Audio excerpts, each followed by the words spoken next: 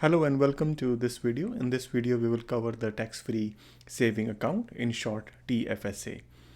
In this video, we'll cover who can open the TFSA account, tax implications, any withdrawal on taxes, how much you can contribute, and also compare this account with another account, which is RRSP, which mostly people get confused. But before we do that, I would like to congratulate, because if you are clicking this video, this means you want to save. And by thinking of saving is a wonderful step. This is a very first step to preserve and make your money to work for you. Congratulations. So let's get started. So TFSA account, the main thing on this TFSA account is it doesn't matter whether you are income earner or not earner, right? You can contribute to this account. Anyone who from age 19 onwards, because from age 18 you qualify and from age 19 you can contribute to this account. Right now the maximum contribution in 2022 and 21 is $6,000. So for this year you can contribute $6,000. But in the past, the contributions when this account was proposed in 2008 and come to active in 2009, it was around 5,000, then it goes to 500, 5,500. In 1 year, it even spiked to 10,000 contribution limit, and then it's come back. You can easily Google it, like TFSA contribution limit, if you want to see the history. So I'm not, but let's say what are the advantages of this account and how do we compare as compared to RRSP account. So the advantage of one of the biggest advantage, as I already mentioned first, is that it doesn't matter whether you are income earner or not earner, right? You can contribute. So that's the one, because that's what we cannot see in RSP, right? In RSP, the person who's making the income, generating the earned income, only able to put the money or contribute, and that money will go tax free. I have covered in-depth video on RSP, giving two different scenarios in my past video. So feel free to check it out if you want. The main advantage of the TFSA account is the money goes tax free, right? So when you deposit the money, and you can choose to invest any other investment vehicle, for example, or asset class like GIC, stocks, equity, and so on, mutual funds, ETFs, you pick it. And the money grow every year tax free. Basically, you don't have to pay anything to the CRA, right? And not only that, but the beauty of this account is you can withdraw the money anytime.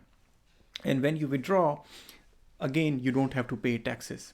There may be some nuances or here and there very special, like a US dividend paying or something.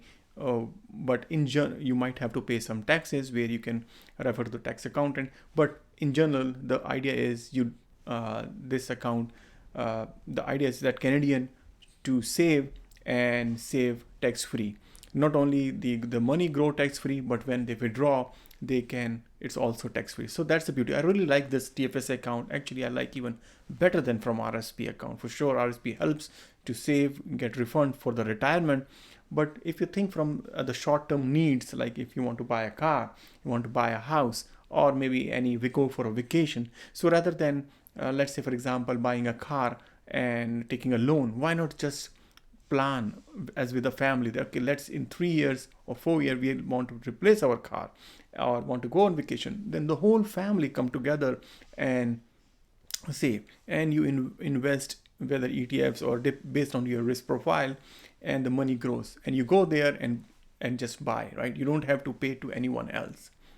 So that's the beauty. So it's bring the family together. The kids, if you have kids and a spouse, they all come together, that we are saving. So indirect teaching the kids saving habit. So that's just on the side note side. But let's say some other the real benefits as well, right? Comparing to the RSP, some other benefits.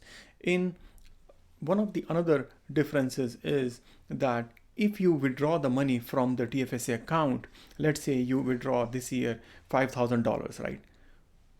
When you can contribute, so that room is open.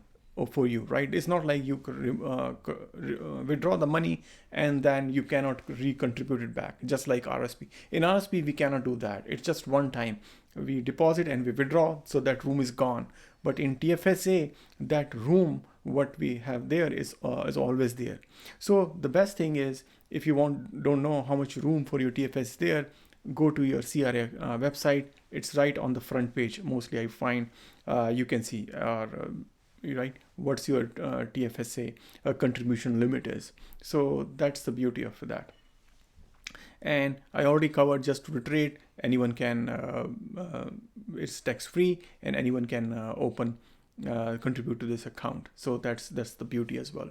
So yeah, so that's a very good account to, if you are already, the idea is, usually the pattern is, if you're already top up your RSP account, this is the next good account to invest and do the saving.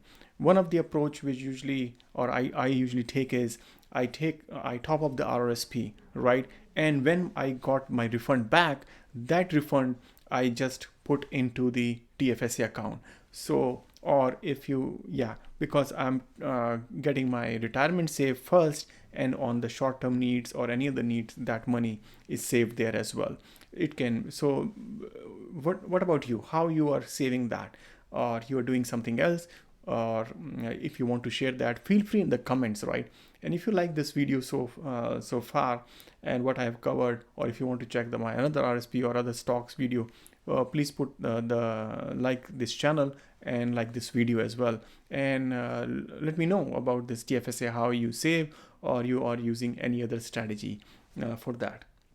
Okay, so thanks for watching, hopefully, and see you in the next video soon. Bye for now.